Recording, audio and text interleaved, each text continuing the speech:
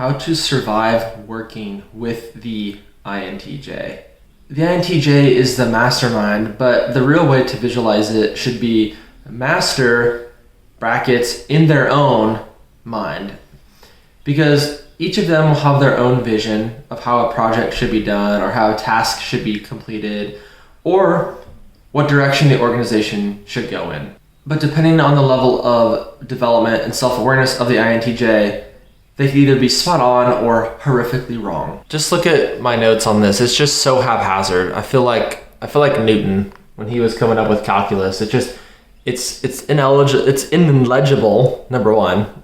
And so this will be somewhat of a haphazard explanation of the INTJ at work, but bear with me. I think you'll get some good tips you can use if you're an INTJ or working with an INTJ. INTJs really, they come into an environment and they go like, I feel like they put people all at an even level. They go, okay, I'll take you at your word.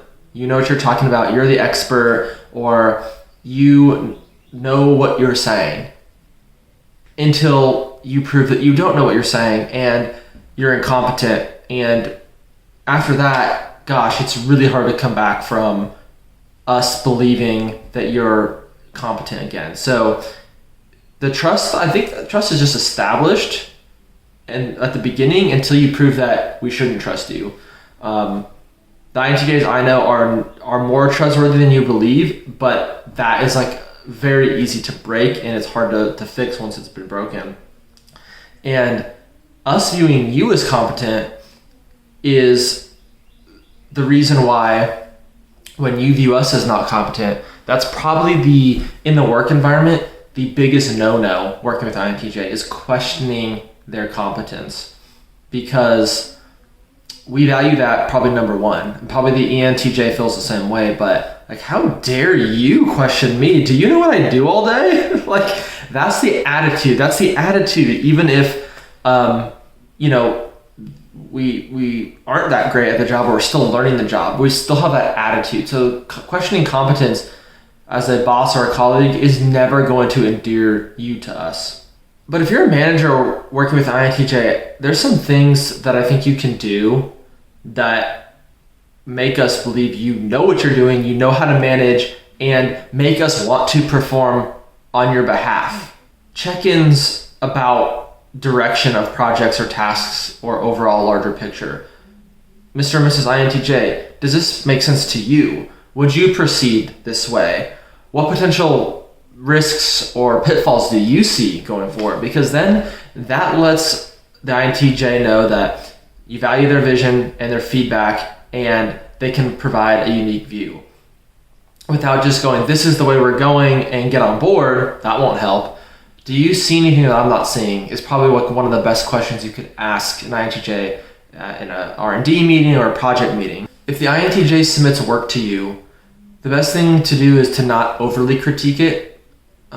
NF types are really good at being like, well, this is good. I would probably just add a little more here. Some types just go immediately dismiss it, and that's really rough for the INTJ because one, they don't want to go back and do the work.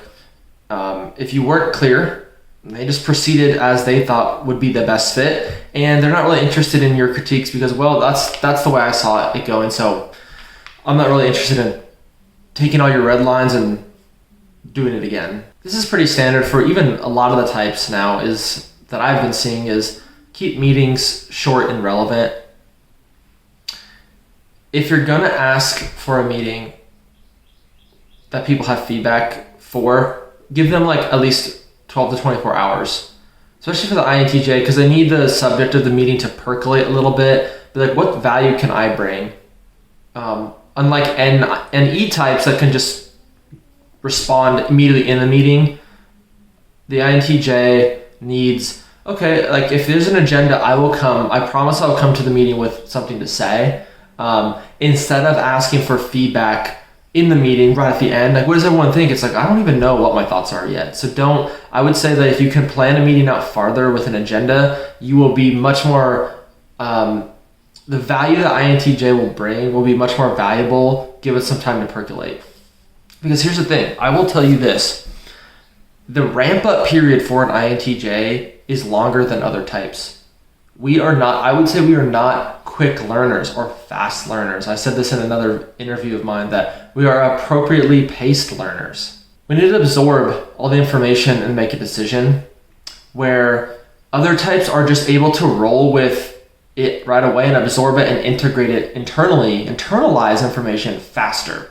I have known so many INTJs that when they start, they have this learning like dip that their performance goes down, but then once they understand it and it's like crystallized, the performance is 10x from there, but it's not right away.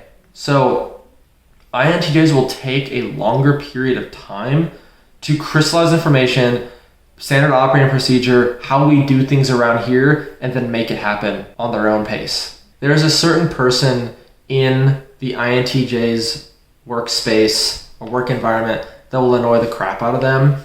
And I don't have the archetype for them, but it's like the fake productivity or the fake creativity or the Mr. and Mrs. Ideas person, but with no follow through. So it's someone that will contribute an idea or a possibility and say, what if we did it like this and we added this? We could do this. And I'm like, yes, that's good. And then a week later, it's, I didn't actually do that. Or, we actually run forward with that idea, but they were just talking out loud. Because we never want to be the person that talks a big game and then doesn't follow through. That would show our incompetence. So we're not going to promote an idea that we can't also follow through with. And there are types that exist that are all about the generation of ideas, getting the team hyped and enthusiastic about an idea, but then very shortly after, I actually was just kind of interested in the initiation phase of that idea, but not the follow through. But I was hoping maybe you could do that. Nah. All of the types need specific attaboys for their work. The INTJ does not need an attaboy that says, you've been working super hard. That doesn't appeal to them. What does appeal to them is, you've come up with some great ideas, you're a genius, or just something like, thank you for your contribution, like, where would we be without you? That's different than like maybe another type, like I said, about hard work, or thank you for, helping out with that issue, that people issue, or that HR issue, or thank you for your change management skills, or like massaging that messaging. That's never going to be something that the INTJ cares about. It's going to be, wow, that was like so innovative, and you figured out a way for that we couldn't have. Appealing to intellect is going to get you a lot more, or it's going to get you a lot farther, and is going to endear the INTJ to you and work harder for your company or for you as a person. The INTJ's work style is very much I will try your idea, I will try your plan. If it works, great. If it doesn't work, I will proceed with my own plan to critique and make it better and refine the workflow. There's been times where, for example, say there's a script you're supposed to say. So you try it, it doesn't work, it falls flat, it doesn't sound like you. We will critique it, make it better, make it our own, and it will work. The strictness and bureaucracy that exists in a lot of corporations will cause the INTJ to be, we might follow along, grumbling the entire time, saying this is terrible. Like, if I only could get some power here, I'll make it different. So bosses, corporations, workflows, whatever you want to call it, that can give the INTJ some wiggle room to kind of test out their own theories of how things should work, are better. I've had personal experiences where I thought I was doing it the right way, and I said I got permission to try it differently, and it just tanked. It did not work. And upon kind of coming to my boss with my tail between my legs, I was like, yeah, you were right. And he's like, that's all right, man. Like, glad you tried it. And it was like, oh man, that really made me feel like this guy wasn't going to just bash me and say, you should have listened to me. Didn't work that way. He said, okay, well, let's just try it my way and see how that works. And then it ended up working. So that was a memorable experience in my life, to realize that you can allow me the space to fail, and then upon failing be like, all right, you tried, I gave you that chance, but now you have to try mine. And I'm like, all right, deal. That's how to work with an INTJ. So in the same way that my notes that I showed you earlier are just so messy, there is a work style that seems to really be counterproductive or anxiety inducing for the INTJ, and that one is the overly bureaucratic, spreadsheet driven, metric driven environment. Not that we don't have goals to strive for, but essentially if there's always like a report to fill out or a spreadsheet to enter in data into to track your progress, that to me seems like overly, I think it's that SJ type that actually that part of work. Let me see where you're at. Let me see a data visualization of your progress. For me as an INTJ and others, they're just like, this is too bureaucratic.